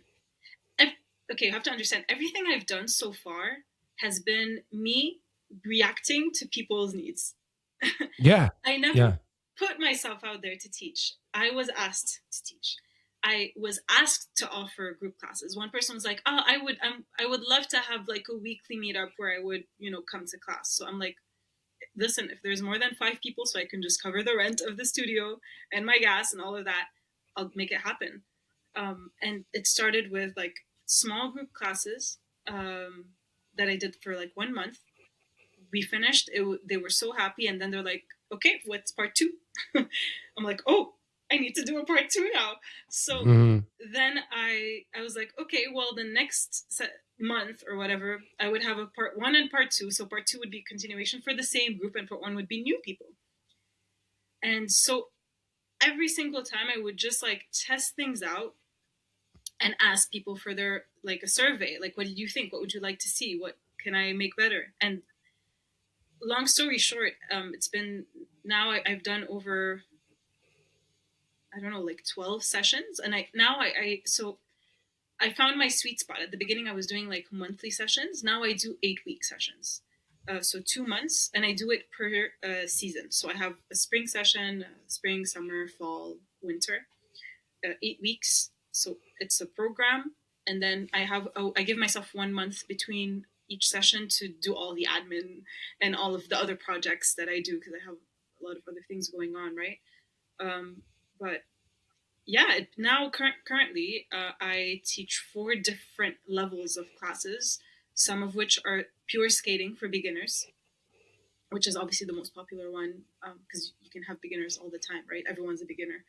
But then I have, like level 2, beginner roller dance, more advanced roller dance classes. And obviously I host skaters, international skaters like Dylan Morton's coming in a week. Maybe by the time this is posted, he would have been here already. But and that's also something really cool, by the way. because again, I am still, even today, I still consider myself being like a beginner intermediate skater trying to get advanced. Like because the more you know, you realize like I don't know. And Yep. so when my students ask me to teach them, I don't know, like 1 foot spin, I can't do a 1 foot spin, but Dylan Martin can. So Yeah. Dylan, come on over here, please teach them everything that I can't teach them, you know. Yeah. And you know, I've hosted Dylan, I've hosted Coach E from Step and Skate, I've hosted so many people I forgot now. Peachy Skater, she's amazing, from Australia. Josh Batsmoke, my God. Okay, can we talk about Josh for a second? Sure. Josh from Chicago, he's my skate mentor because he's an amazing skate, one of the best skate teachers I've seen in my life. And you know, to kind of go back, I've ever since I started learning, I made it a point for me to travel as much as I can to learn from other people, because not a lot of Mm. people are interested to come to Montreal because you don't have a rink. We don't have a rink culture. Um, so I went to Skate Love Barcelona a few times, like with my own money. Like I just decided to invest all of the savings that I had to go, not necessarily like as to, I just was curious. I was like, I want to see what's out there. I want to meet other skaters that I've seen on my phone in person. Um, I traveled to France, to Paris, to Europe. Now that I could, you know, when I became a Canadian citizen last year, I went for the first time to the U.S., to Miami, because it was, you know, I had friends in Miami and it was my birthday in April last year. So I went to Skate World Series, which was the Mhm. very first skate event at a rink in the U.S. that I had ever attended. And I went to New York also to Xanadu this Christmas. So all of this to say, like the more I started to travel, and like you said, you know, meet people, then they started also following me. Then I started to build a genuine connection. Like I Mhm. genuinely have friends now all over the world, which is so cool. And Josh, I met him as well while I was abroad, and I loved his teaching style. And you know, I asked him to come here. And what I love about him is that he's not just like an amazing teacher. He takes the time to, you know, train. Like he really took the time to take me in, to train me, to coach me, not just like in teaching, but in everything around it. And you know, he even gave me like his bat. I even have it, I think, here behind me, his bat mask that he always puts on his shoulder, um, as just like a symbol of you know, him being there for me whenever I have a question. I pick up the phone, I call him, and I ask. And I really appreciate people like that because he doesn't gatekeep, which is really important. And Mm. he also like gives me like how do you say, he's like my reference in terms of whenever I'm sharing or organizing a skate party. You know, it's really important for me to mention this. Like, I started roller skating not knowing there was a skate culture behind it, not knowing the history, not knowing the struggles that, you know, um, historically have happened in the US. I didn't know there was a segregation. Black skaters were not allowed to skate in the day. I didn't know all of these things. But the more I got into it, the more I wanted to dig and understand the history, because I wanted to be respectful of what I'm teaching. Like it's not easy being in the position I'm in. I'm not just teaching you a downtown. You're coming to me, you don't know anything about skating. You expect the teacher to know about the history, about the culture, about the Mhm. people, like the pioneers, Bill Butler, all of these people. Like I need to know these names. And I really wanted to take the time to understand what I'm doing. And so it's nice to have like people around you that you can just call and have this information, because like, you know, the internet's not the same thing, and especially skate history is not like that documented, to be fair.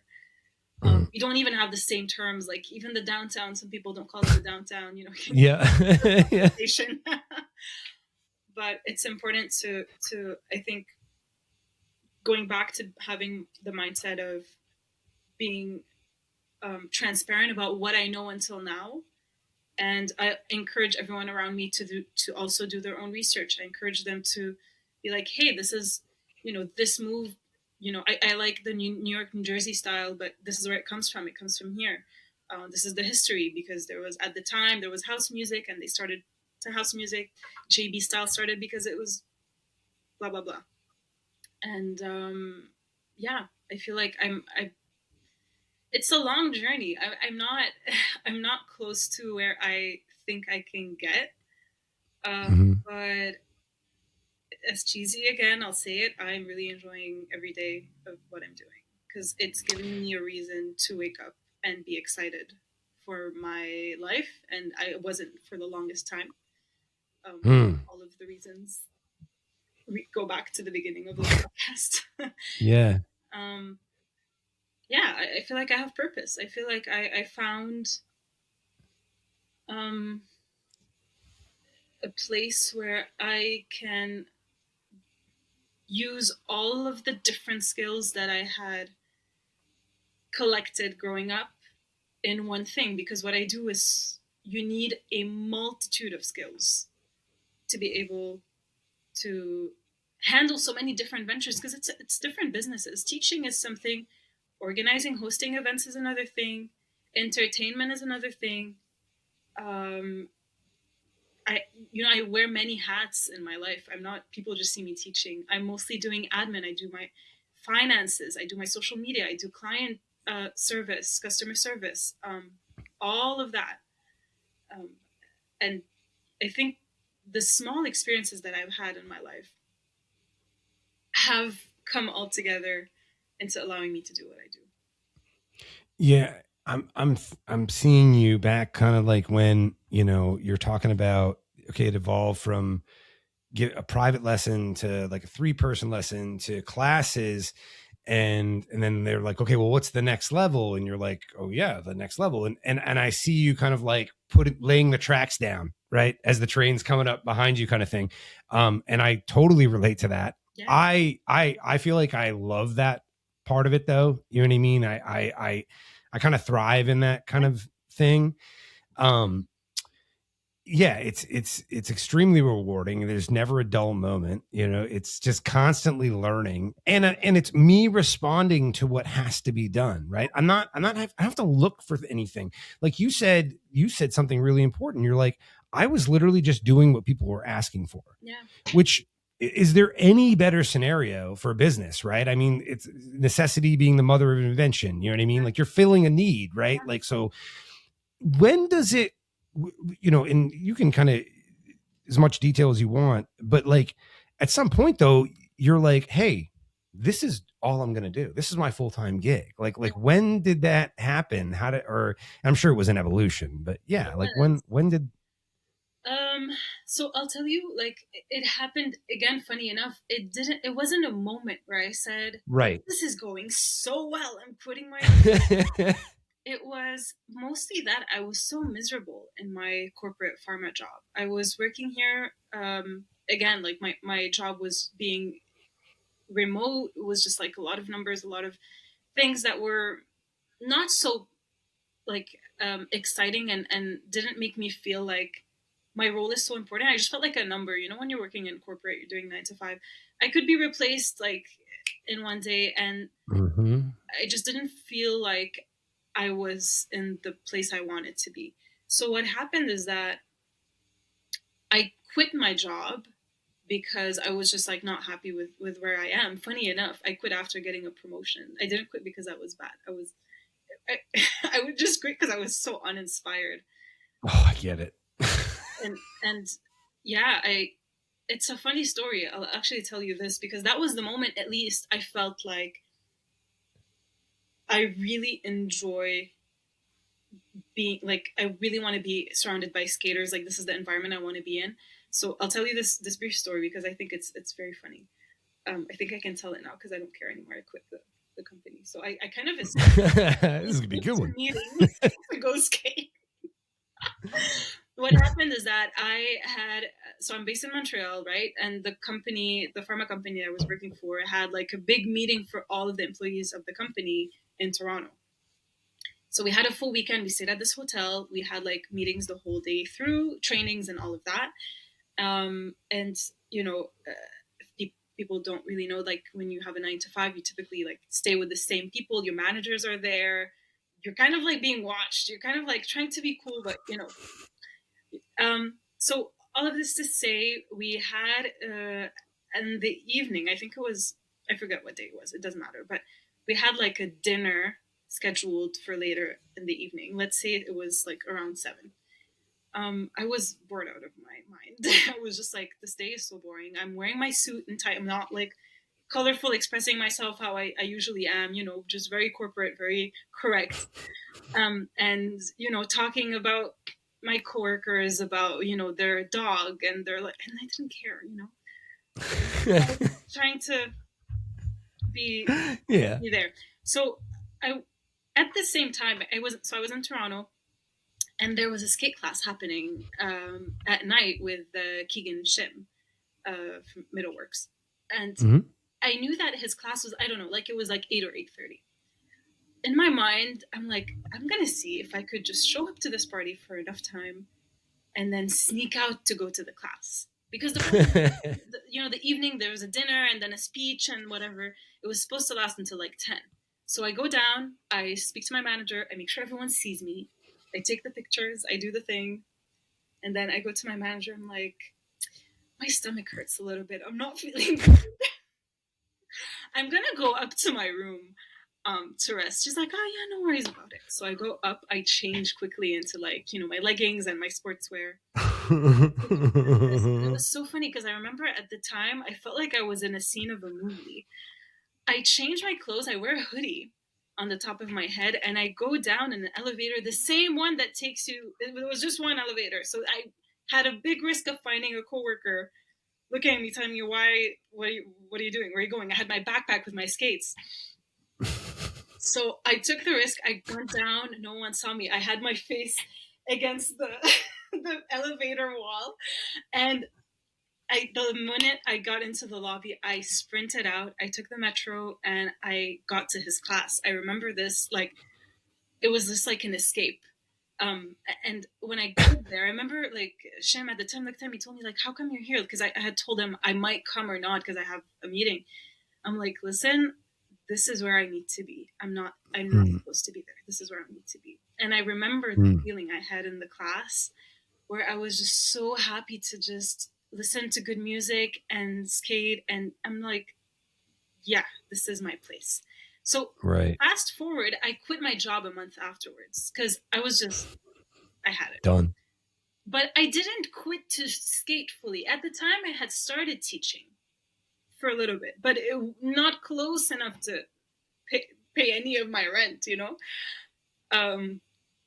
But I had 6 months savings from my pharma job, and I had a plan to look for another job within the pharmaceutical industry, like another position that would maybe feel less draining, right?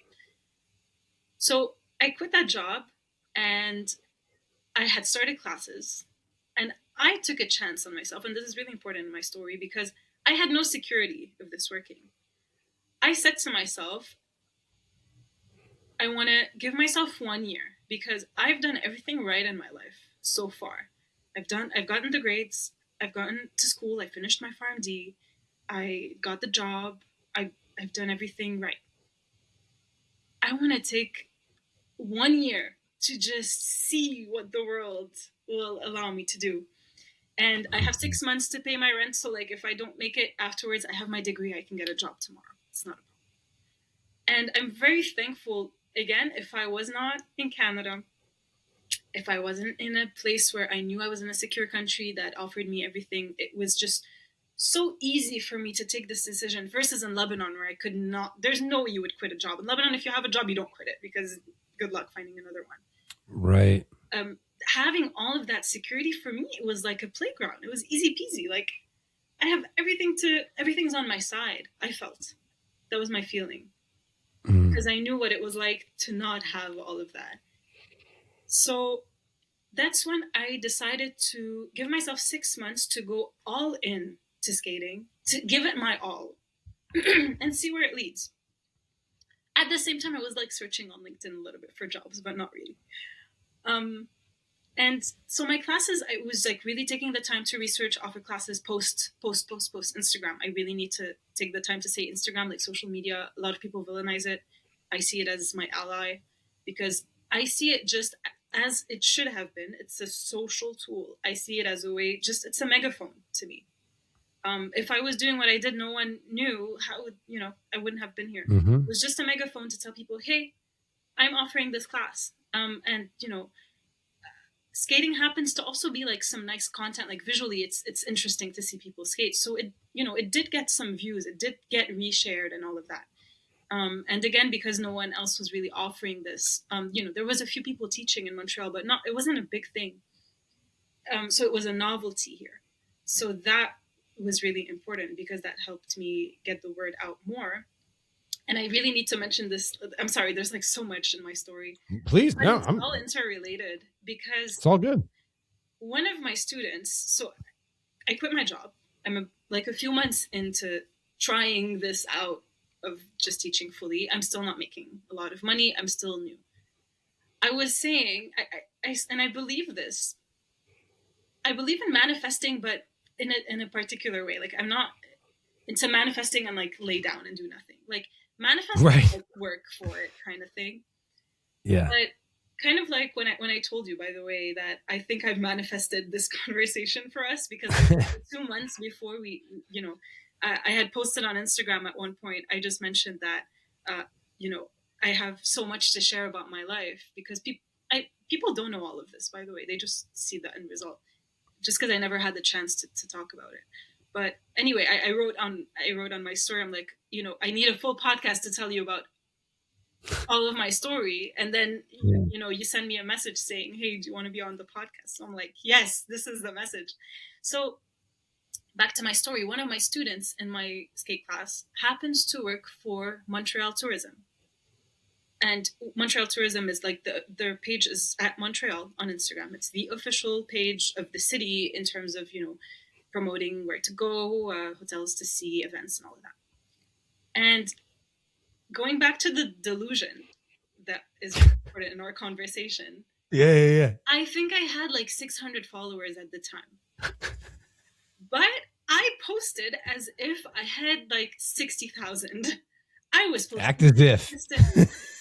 I took the time. Every story that I put out there would make sure that, the writing as well, it's structured, it's, you can read it, it's interesting. So she came to my classes and she would see what I posted about, my journey. I would just share so far, like what I've been up to and all of that. So she came up to me, she told me, I really like your content. 600 followers. She said, I really like your content. I really like your storytelling.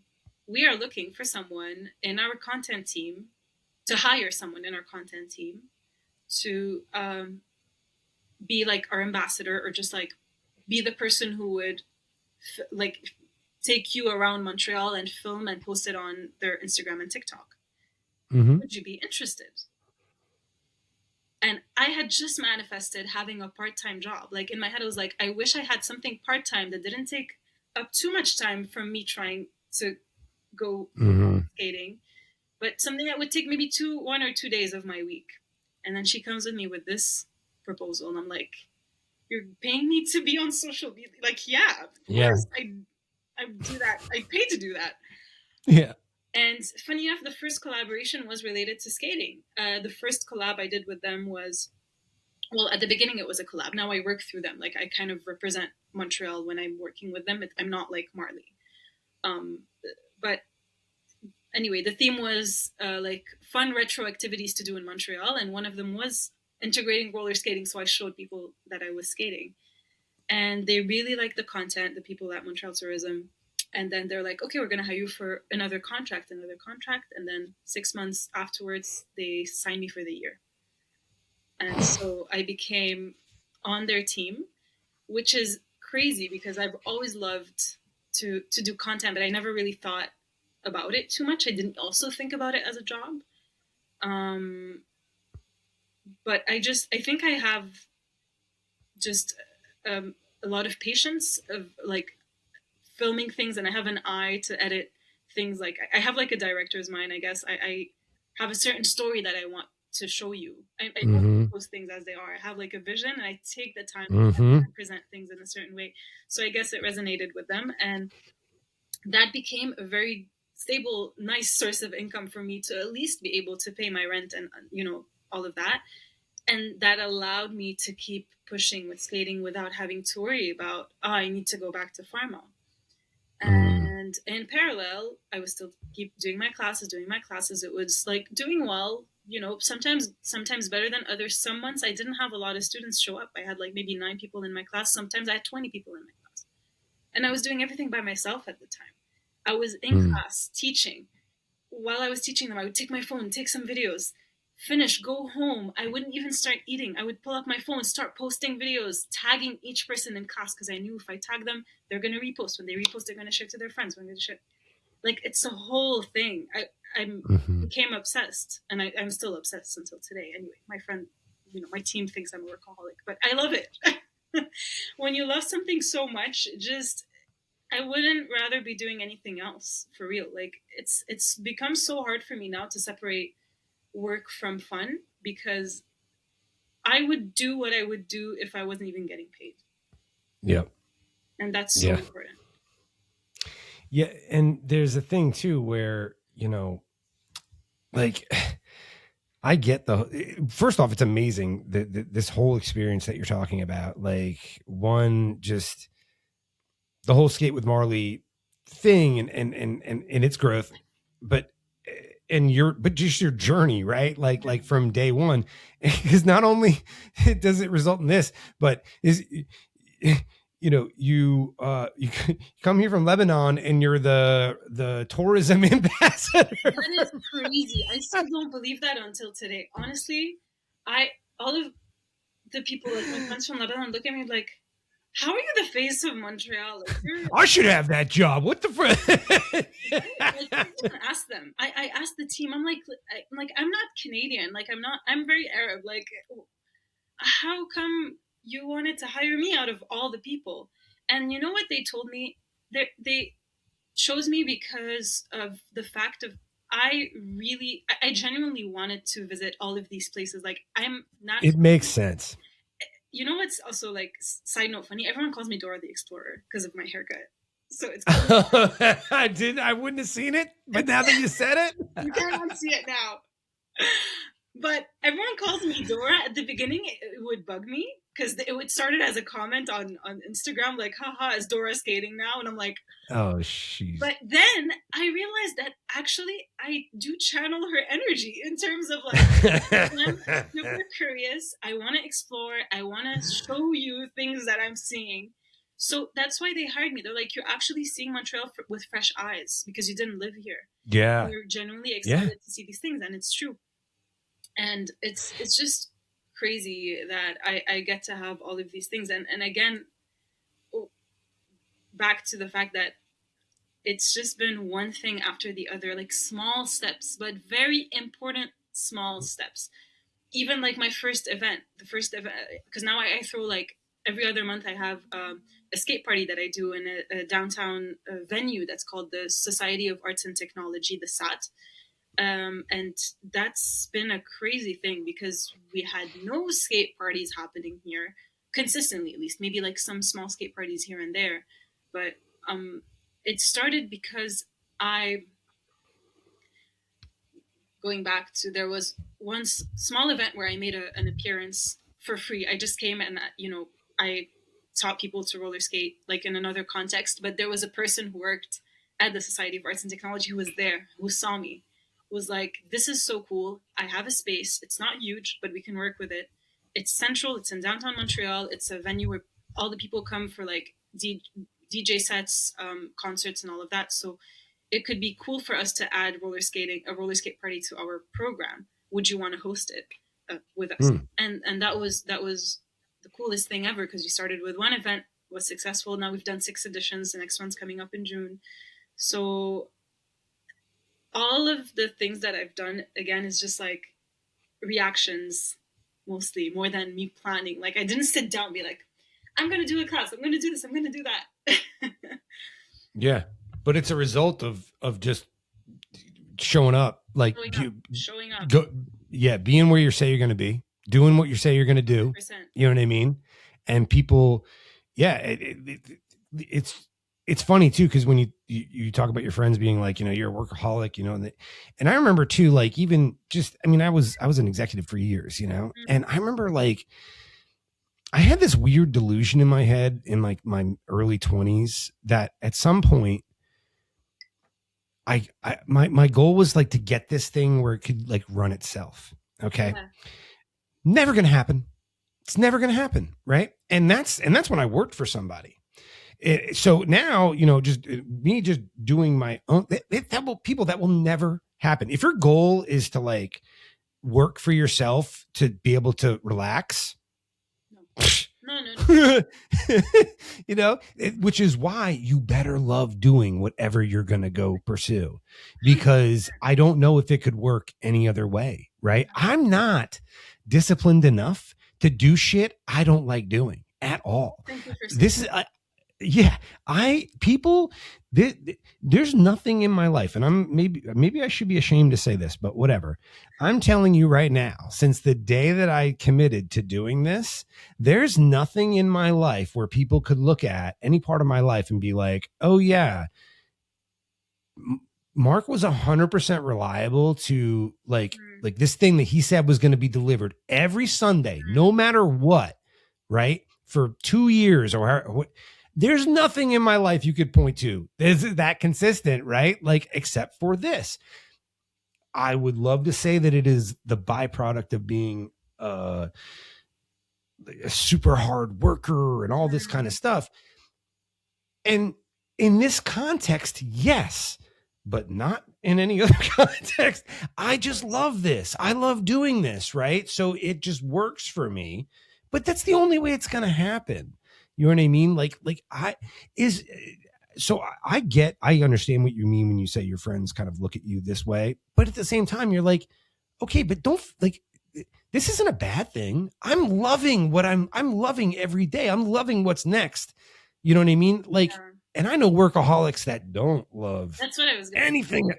That's different. Honestly, I have friends like, I don't know, who work in finance or like, you know, the big four and all of that. They work all the time, but you know, they work for the money and they're miserable. Like, you know, I don't know. If I wanted to work to make money, I would have stuck to pharma. Honestly, I would have made a lot more money with a lot less effort. The amount of hours, you know, when you're self-employed, you don't have a schedule. Sometimes I reply to emails at midnight because it's important to have a deadline, or have a client who's asking me while I'm like at a lunch. Like, it's also not something that I'm, you know, very proud of. I know I should take more breaks, but I think it's just having done stuff my entire life and never feeling like, I always go back to waking up in the morning. Why do you wake up? Why does anyone wake up? You have an alarm and then you open your eyes. The feeling that I never want to live again is opening my eyes and saying, I have to do this again. Here we go again. Here we go again. And sadly, most people live this way. Some people live this way because they don't have a choice. And that would have been me if I stayed in Lebanon, I think. If, you know, everything comes at a price. We're talking about all of these great things. I'm living my purpose. I found that I have, you know, we're talking a lot about skating, but I really believe that what I do is a lot bigger than skating. It's the goal for me is to bring people together and get them to disconnect from their worries, their realities for a moment in time, to be present in their bodies, to do something that's physically active and healthy.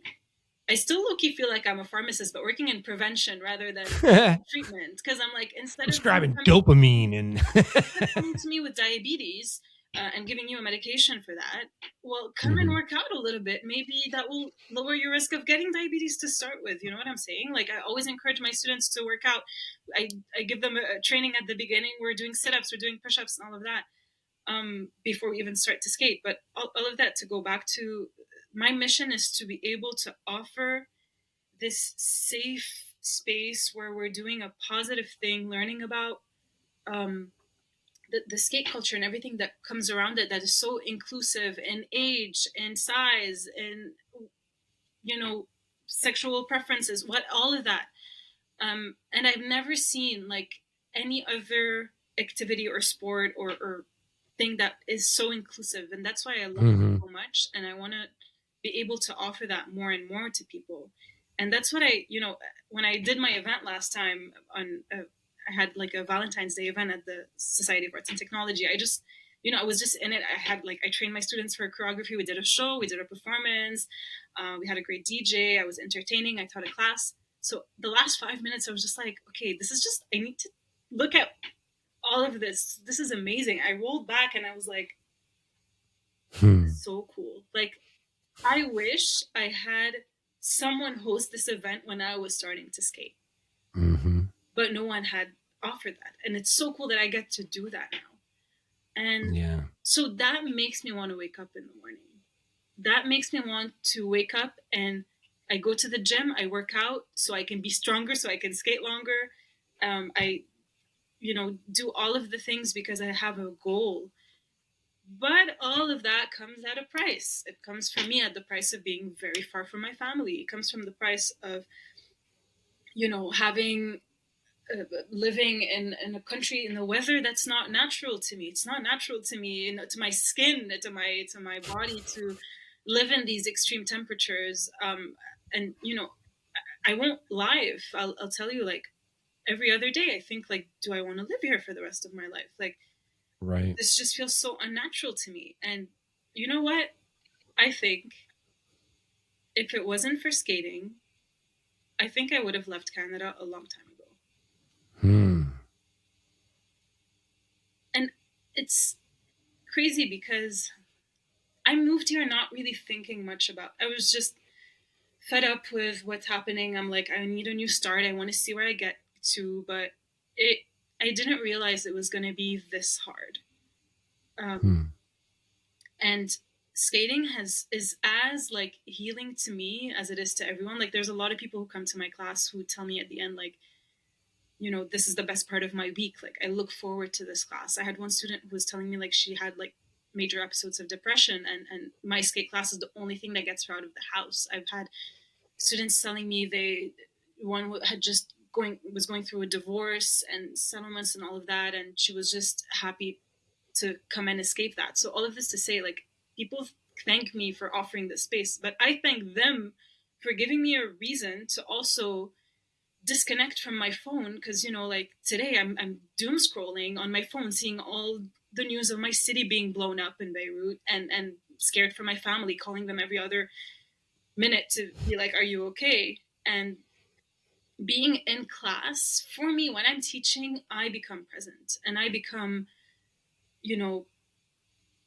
just in charge of my own bubble. And I'm aware that I live in a bubble, but I'm accepting it, because otherwise I truly believe that we live in a crazy world. We live in a crazy, unfair world where it's just so much happening that is out of our control, is out of our hands. And at least I can create my own environment where I can control it in the most, I think, in the most positive way that I know how. And for me, that is, in a way, in my own way, I see it as an act of resistance, as an act of political resistance, of saying, I don't know, you know, the Bad Bunny, when he said like spread love, not hate, or love is stronger than hate, something about that. And I think that's really important. Like at the end of the day, again, I tell everyone, like, I'm an immigrant. I'm a Lebanese Arab immigrant who's just been here 6 years. Like now it's going to be 6 years in March. And, you know, we're not scary people. We're not here to hurt you. We're not here to do something. On the contrary, like, I don't think I've seen anyone who's integrated more than me. I'm literally the face of Montreal, and I'm an immigrant. And I think this is an important conversation for me to have, because being here in the West, I'm very aware of my position, and I take it very seriously. And I, realize that I'm maybe the bridge between Hmm. the East and the West, or at least I'm able to represent my side of the world to people who don't know me Right. before. And just to spread positive things rather than the negatives that we see on the news and all of the racism that comes with it and all of the, yeah, it's just a lot. It's everything. And, and I talk about this with a very, as humbly as possible. Right. But I truly believe that, like,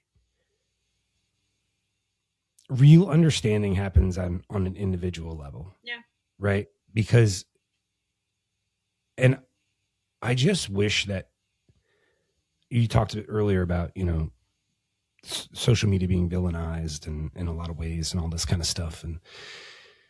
But it's also, you said it's your megaphone, Yeah. And we have a choice what we're going to scream into that megaphone, Yeah. But on an individual level, I'm waiting for the day that we can realize that, we're not, what we see, most of the people that I interact with on a daily basis are never, and I'm not saying never. Okay. I'm just saying they're not as in negative. They're not as indicative of this massive negativity that I see broadcast to us on a regular basis. Most people want to take you based on who you are. Mm-hmm. Right. And I think that's why it's so important, though, like what you're doing, starting like that one-to-one private class. You know what I mean? Like there's another end. It's not just it's not just Skate with Marley online and an online persona on Instagram or anything like that. It is right here with me. This is what I stand for. This is who I am, and come be a part of this and experience this and real kind of connection. And also what seems to be, because you said Montreal didn't have this rink culture, the skate culture.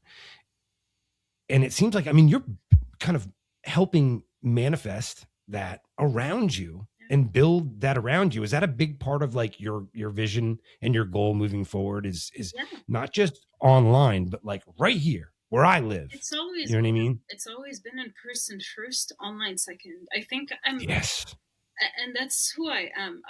I won't lie. Like I do love social media, and I love, I've always loved being online since I was a kid. I think I always low key wanted to be a YouTuber. I'm still not on YouTube, but maybe at one point I'll be on YouTube. But the thing is because I have friends who are purely content creators, and I don't want to have their life because I see their reality. They're constantly, mostly by themselves, just filming, editing, posting, and you can get 200, 300K, 400K, 500,000. But I'm really sorry. No disrespect to everyone, but if the app disappears from one day to the other, what's your impact on this world? You know what I'm saying? Like if Instagram got deleted tomorrow, my classes would still work fine. Obviously, I'd have to find another way to communicate with people, but my impact is real life first, social media second. A lot of people have been lately. I did some like tutorials on how to do the dips and how to do like all these moves, and I have like 10 comments. Please, can you do online classes? We want to do online classes. I want to learn from you. Blah blah blah.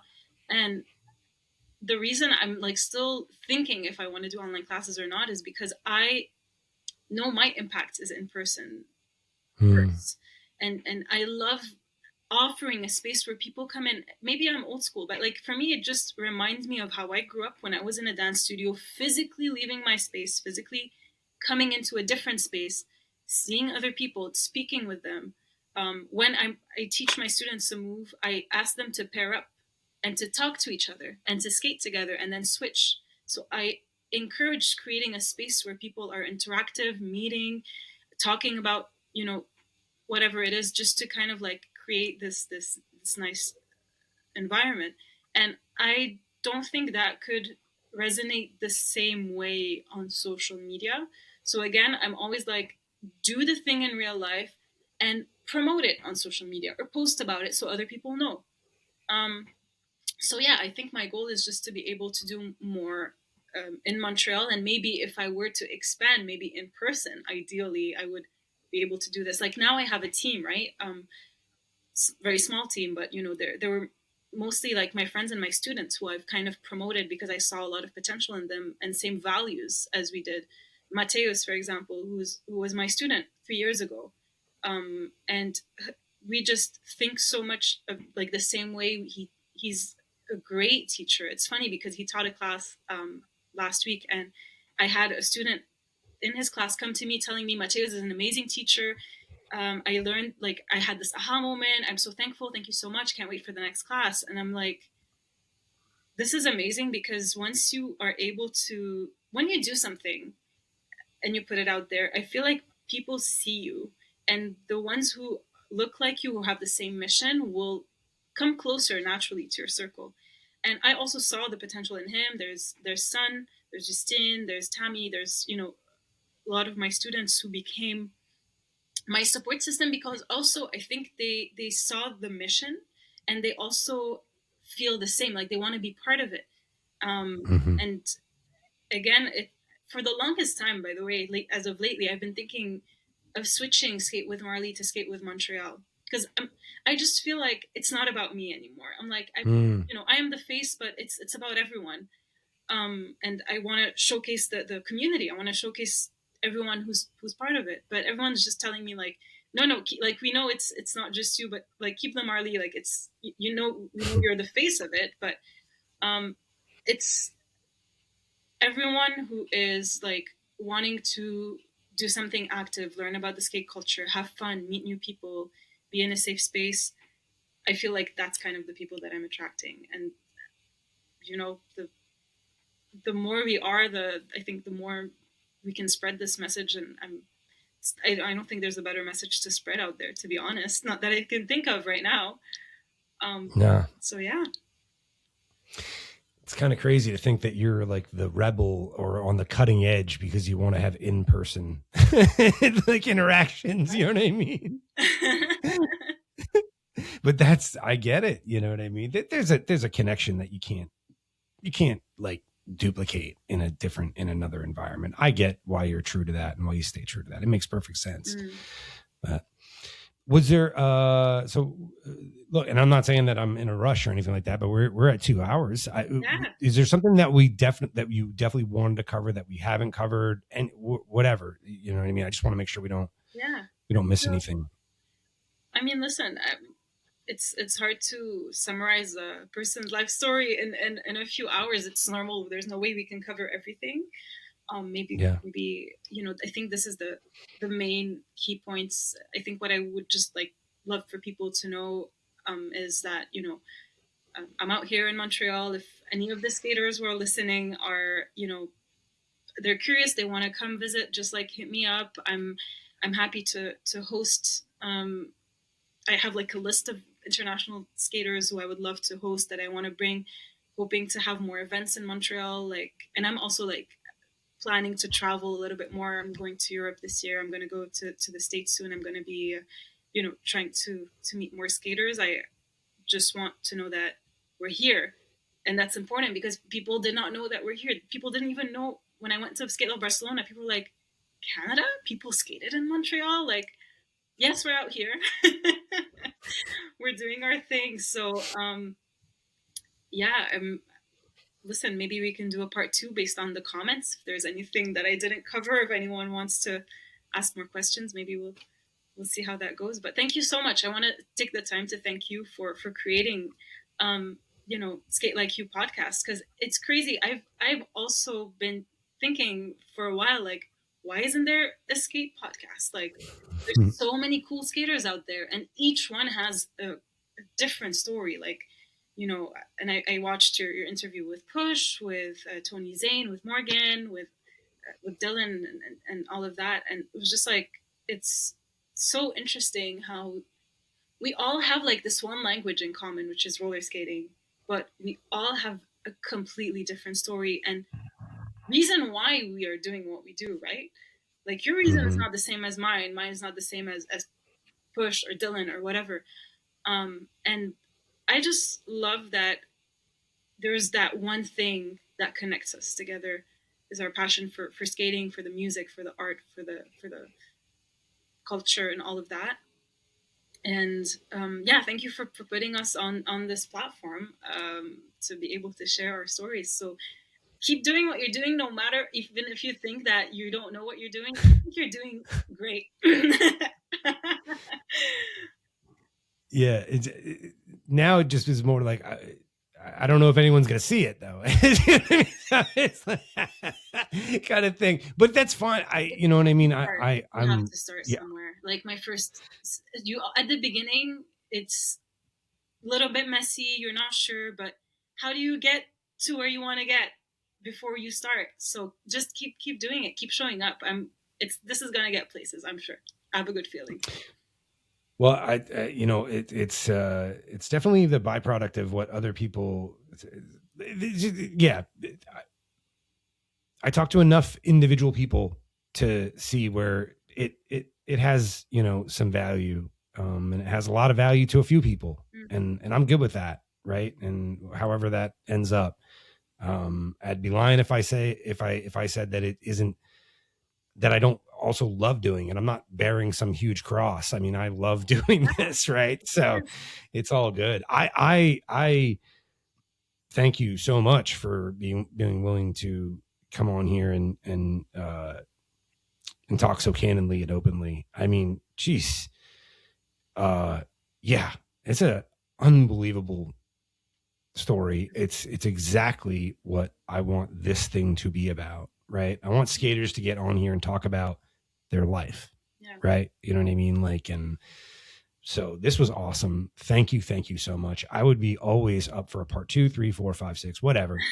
You know what I mean? It's all good. I'm here for it. Thank you again so much. I appreciate it. All right, guys. So, and just make sure everyone knows, if you follow, it's at Skate with Marley on Instagram, any other platforms.